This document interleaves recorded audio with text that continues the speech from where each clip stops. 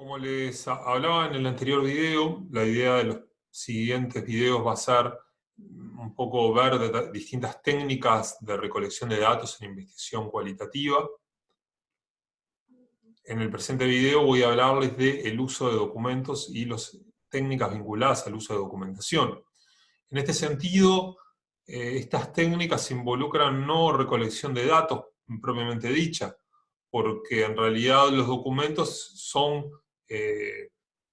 una documentación sobre cuestiones que ya han sido recogidas. O sea, los datos ya fueron recolectados y están registrados en dichos documentos. Nosotros lo que tenemos que hacer es acceder a ellos, a estos documentos, y tratar de analizarlos de acuerdo a nuestros objetivos de investigación. Esto puede ser extremadamente necesario en algunos tipos de investigación y por lo general pueden ser utilizados en una gran variedad de investigaciones cualitativas, como les voy a hablar más adelante. Pero primero vayamos a la definición de qué es un documento.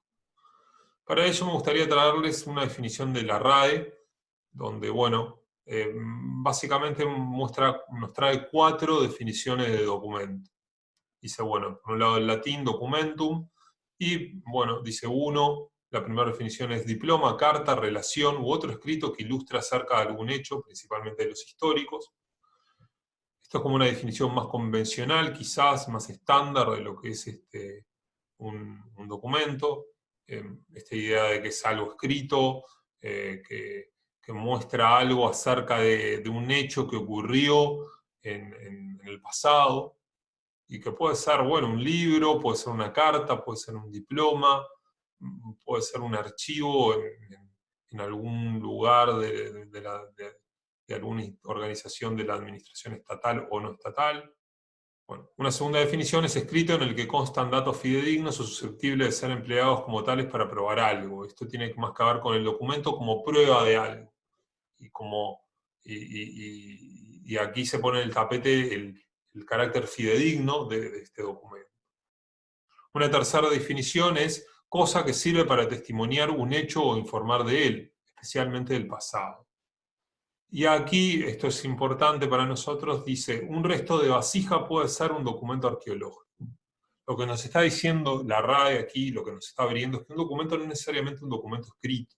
Que un documento, en tanto testimonia un hecho o nos informa de ese hecho, puede ser una variedad de cosas, incluso no escritas, como, por ejemplo, una vasija, o, por qué no, un edificio, o una pintura.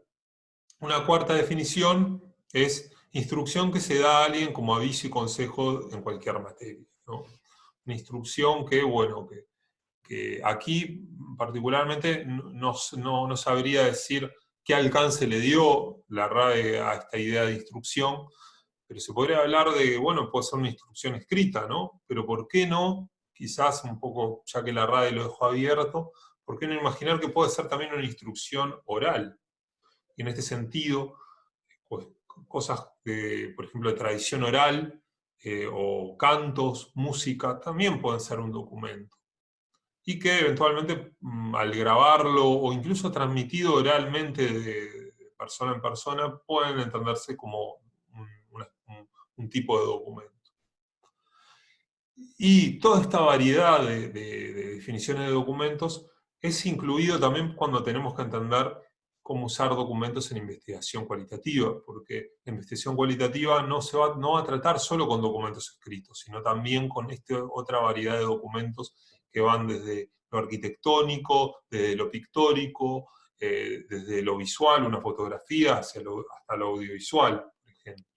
En términos generales y amplios, nosotros en una investigación científica el uso de documentación es una instancia inevitable, ineludible, dado que básicamente la ciencia se construye en base a la documentación escrita, y nosotros, antes de ir al campo y antes de investigar, antes de pasar a esa fase empírica de investigación, que les hablaba anteriormente, pasamos por una fase conceptual que involucra relevar antecedentes, o lo que también se llama estado del arte o estado de la cuestión, y que involucra antecedentes, marco teórico, sobre el tema que vamos a investigar.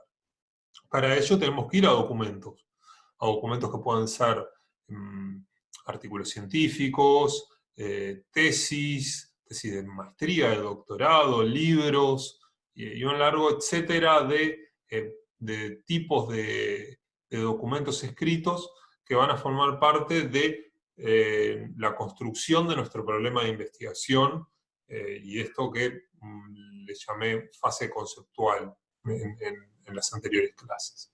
Esto de alguna manera es el uso de documentación, sí, es uso de documentación, pero, bueno, y es un paso obligado de la investigación social en general y de la psicología también.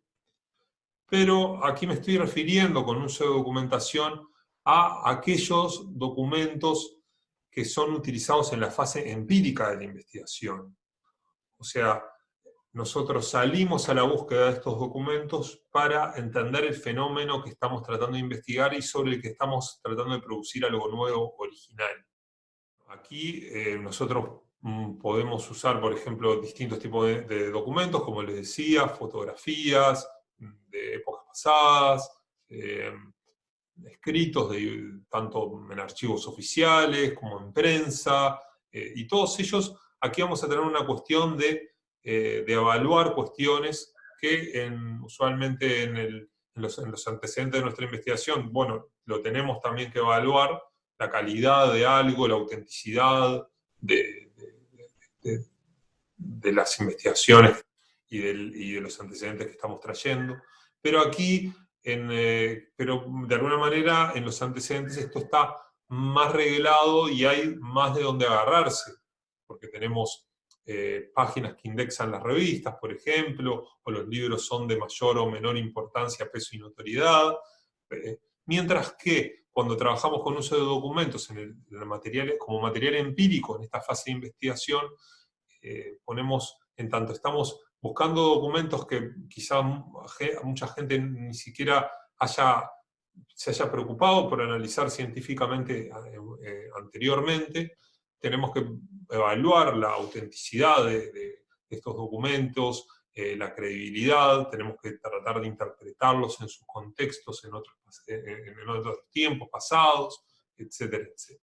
Como les decía, bueno, estos documentos, bueno, cuando les decía que en investigación científica nosotros en realidad, por un lado, utilizamos estos documentos que otros investigadores produjeron, pero por otro, como investigadores, nosotros usualmente producimos documentos. ¿A qué me refiero con producir documentos? A que producimos documentos que tienen datos, se podría llamar primarios. Datos primarios en tanto son documentos que no existían anteriormente y que nosotros como investigadores producimos en nuestras actividades de investigación. Hacemos una entrevista y la entrevista no existía anteriormente a que nosotros la hiciéramos. Luego de realizada la entrevista y transcripta la entrevista, a través, por ejemplo, en un formato escrito, por ejemplo, bueno, ahí estamos produciendo un documento. Estamos produciendo un documento que es la entrevista y que es un dato primario en tanto es algo que obtuvimos de primera mano, a través de nosotros mismos. Por el contrario, cuando vamos al uso de documentación, son datos secundarios, son datos que otra persona produjo en determinado momento, en determinado lugar, anteriormente a nuestra investigación, y que nosotros queremos indagar porque tenemos un problema de investigación a responder. Entonces podemos hablar de esta distinción entre datos primarios y de secundarios. Si bien es cierto que los investigadores producimos la mayor parte del tiempo datos primarios, hay determinados tipos de investigaciones que no pueden ser realizadas con datos primarios, sino que tenemos que hacer mano de datos secundarios, porque no podemos entrevistar a personas que ya fallecieron, por ejemplo, o no podemos entender épocas remotas, no podemos ir a la Grecia antigua y hacer observación participante, por ejemplo, o hacer observación. Tenemos que basarnos en documentos que ya fueron realizados por otras personas, ya fueron hechos por otras personas. Hay una gran variedad de documentos, como les decía, que podemos utilizar. Por un lado están los documentos escritos, diverso lugar, de diversa procedencia, de bibliotecas, de archivos oficiales, y un largo etcétera. También les decía, una obra de arte puede ser también un documento, como el Guernica de Picasso, que es un documento que expresa algo relacionado con la guerra y lo terrible de la guerra. Una fotografía también puede ser un documento. En este sentido podemos usar, hay archivos fotográficos a los que se puede acceder, más allá que también los investigadores pueden tener su propia cámara y sacar sus propias fotos y también están produciendo un documento, pero ahí sería la producción de un documento en este sentido de dato primario que yo les mencionaba anteriormente. Diarios íntimos, cartas, también son frecuentemente utilizadas en investigación cualitativa.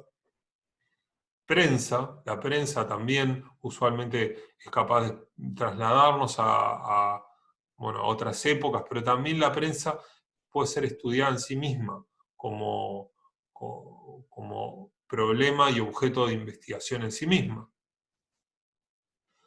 Como le decía, también una obra arquitectónica puede expresar cuestiones que nosotros querramos estudiar y puede ser un documento donde se reflejen muchísimas cosas, como este templo del Sensoji en Japón está cargado de simbolismo, y entender dicho templo involucra entender no solo la historia por ejemplo, del barrio Asakusa en Japón, en Tokio, como también la cultura japonesa en dicho barrio y todo lo que significa. También vasijas, esta es una vasija de Dionisos. Bueno, también cartas, como les decía, cartas íntimas, personales, esto es muy común, por ejemplo, en la literatura psicoanalítica, cuando los historiadores que estudian a Freud y a la vida de Freud frecuentemente hacen uso de las cartas que Freud escribía, tanto a sus seres queridos como a sus discípulos y a colegas.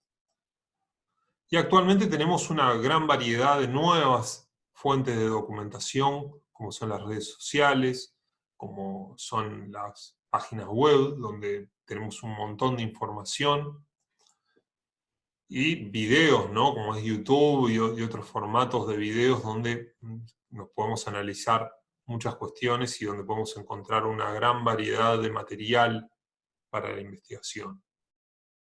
Como les decía, la investigación cualitativa puede utilizar documentación desde distintos enfoques y disciplinas. Por ejemplo, en historia es ineludible el uso de documentación en las investigaciones históricas, pero también en las filosóficas. Hay filósofos que quieren reconstruir la vida, por ejemplo, de otros filósofos. En historias de vida, en sociología, al tratar de estudiar sociológicamente la vida de una persona o de un grupo de personas. También en las etnografías se puede llegar a utilizar, o en los estudios de caso.